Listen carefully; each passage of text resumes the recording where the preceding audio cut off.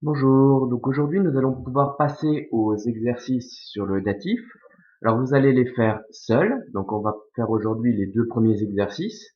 Vous allez les faire seuls, je vais vous les expliquer, et puis je mettrai la correction en ligne dans le courant de l'après-midi. Donc je vous explique l'exercice 1.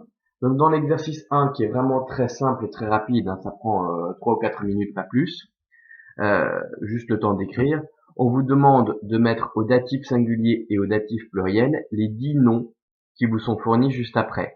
Ces noms vous sont systématiquement donnés au nominatif singulier. D'accord? Donc c'est vraiment très très facile. Ce seront toujours les mêmes terminaisons en fait, hein. Si vous avez affaire à un mot féminin, vous allez avoir comme terminaison aille et puis is au pluriel.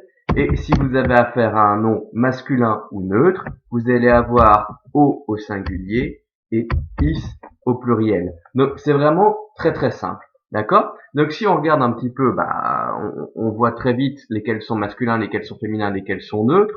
Donc je vous rappelle que les mots féminins sont ceux qui ont une terminaison en a, les mots masculins sont ceux qui ont une terminaison en ous ou en er, et les mots neutres sont ceux qui ont une terminaison en D'accord? Il y a juste un petit truc auquel il faut prêter attention. Donc vous retirez la terminaison du mot pour pouvoir noter la terminaison du datif, hein, I, is, o ou is. Il y a juste un petit truc auquel il faut prêter attention. Ce sont les mots qui ont un nominatif en er, comme liber ou comme puer. Pour quelle raison? Eh bien parce que il faut savoir si le e qui est ici va rester ou non quand on va décliner le mot. Donc les mots qui ont un nominatif en ER changent de radical en cours de déclinaison et le nouveau radical est fourni par le génitif singulier, la forme qui vous est donnée après la virgule dans le vocabulaire. Donc pour ces deux mots, liber et puer, il va falloir que vous vous rendiez dans votre vocabulaire, donc c'est je pense le vocabulaire de l'étape 4, hein. Vous regardez dans la feuille de vocabulaire ce que vous avez après la virgule. Si le E, qui est ici, est resté ou non. Et en fonction de cela, bien, vous trouvez le nouveau radical en retirant le I du génitif, la terminaison I du génitif, vous avez votre nouveau radical auquel vous ajoutez vos terminaisons O au singulier et is au pluriel. Alors on va en faire un ensemble, on va en faire un simple, hein, comme ça je vous laisse faire liber et puer tout seul. On va prendre medicina. Donc medicina, comme l'indique sa terminaison en A, est un mot féminin de la première déclinaison. Donc je retire le A pour trouver le radical, médicine, voilà, que je peux écrire deux fois. Et à ce radical, eh bien, je vais rajouter mes terminaisons, donc I et is. D'accord? I, is.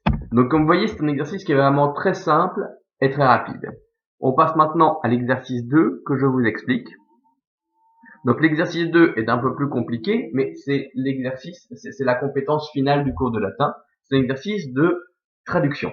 Donc c'est-à-dire que là, vous avez des phrases avec du vocabulaire que vous connaissez, issues des étapes 1, 2, 3 et 4, et on vous demande de traduire ces phrases.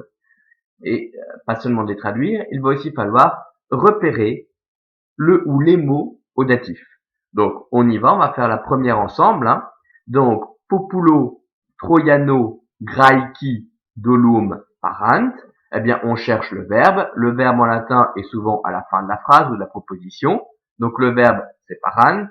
Comme l'indique sa terminaison en nt, ce verbe est à la troisième personne du pluriel.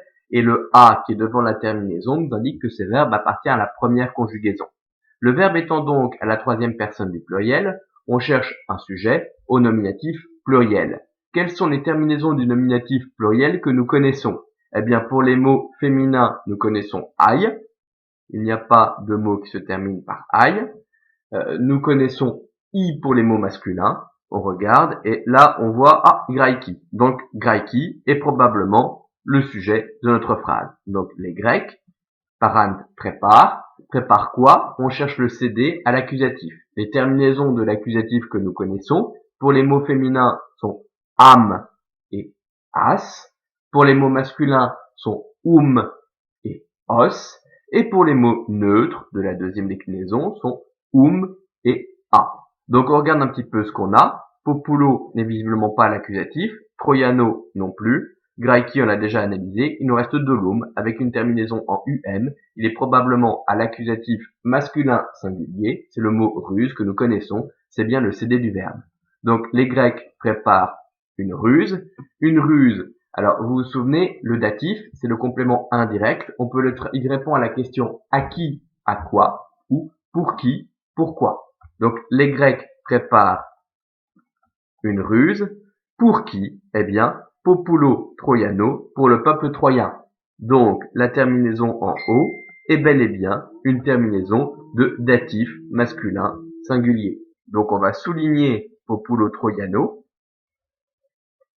Voilà. Et on peut traduire la phrase, les Grecs, avec une majuscule puisque c'est un nom de peuple, Paran prépare dolum une ruse, populo troiano, pour le peuple troyen. Troyen sans majuscule, puisque c'est un adjectif et que les adjectifs en français ne prennent pas de majuscule. Donc allez-y, faites ces deux exercices et je mettrai en ligne la correction dans le courant de l'après-midi. Je surveille le temps, il nous reste 4 minutes. Eh bien c'est très bien, on va pouvoir s'occuper de cette petite bande dessinée ici. Voilà, donc comme vous regardez, on va le faire oralement, hein. Donc boni discipuli estis, on cherche le verbe c'est estis. Le verbe être à la deuxième personne du pluriel. Vous êtes quoi avec le verbe être? On cherche l'attribut du sujet au nominatif pluriel. L'attribut du sujet au nominatif pluriel, on connaît comme terminaison ai pour les mots féminins, i pour les mots masculins. Donc on a boni discipuli. Vous êtes de bons élèves. Pourquoi? Magistri verba sous dossier audistis. Le verbe, il est généralement à la fin des propositions latines, donc ce sera audistis. Ouais, je m'aperçois d'ailleurs qu'il y a une faute, il ne faut pas de S, c'est auditis et pas audistis. La terminaison en tis nous indique que ce verbe est à la deuxième personne du pluriel. Donc, en latin, généralement, quand le verbe est à la deuxième personne, il n'y a pas de sujet exprimé. Donc, vous écoutez, vous écoutez quoi? On cherche le CD à l'accusatif. Les terminaisons d'accusatif, on connaît pour les mots féminins am et as, il n'y en a pas ici. Pour les masculins, et os, il n'y en a pas ici. Et pour les mots neutres, et a. Donc, verba est notre CD à l'accusatif neutre pluriel. Vous écoutez les paroles de qui? On cherche un complément du nom. Donc, le complément du nom, on connaît comme terminaison pour la première déclinaison ai et arum, ce n'est pas le cas ici. Et pour la deuxième déclinaison, que les mots soient masculins ou neutres, i et aurum. On voit qu'il y a magistri. Donc vous écoutez attentivement, studiose, c'est un adverbe, les paroles du maître. Réponse de l'élève, on a encore un peu de temps. Bonus discipulus non sum. Le verbe est généralement à la fin de la proposition, c'est sum. Sum, c'est le verbe être à la première personne du singulier. Donc il n'y aura pas de sujet exprimé, il faudra rajouter le pronom je. Il y a le non devant qui va avec le verbe. Donc je ne suis pas. Je ne suis pas quoi? On cherche l'attribut du sujet au nominatif singulier puisque le verbe est au singulier. Qu'est-ce qu'on connaît comme terminaison du nominatif singulier? Eh bien, pour la première déclinaison, a. Pour la deuxième déclinaison, us pour les mots masculins, ou er. Et pour les mots neutres. Là, vous voyez que vous avez bonus discipulus. Donc, c'est notre attribut du sujet. Je ne suis pas bonus discipulus, un bon élève.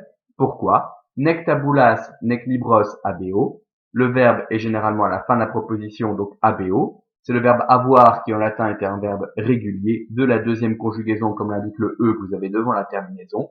Et le o de la terminaison vous indique que ce verbe est à la première personne du singulier. Il n'y aura donc pas de sujet exprimé. Nec et nec veut dire ni, ni. Donc abeo, je n'ai, ni, ni. Alors on cherche les CD. On connaît pour les mots féminins am et as, eh bien vous avez tabulas. Et pour les mots masculins, et os, et vous avez ici libros. Donc, à chaque fois, ce sont des accusatifs pluriels, ils sont CD, tabulas féminin, libros c'est masculin. Donc, je n'ai ni mes tablettes, ni mes livres. Voilà, merci. On se retrouve tout à l'heure pour la correction des 2 premiers exercices.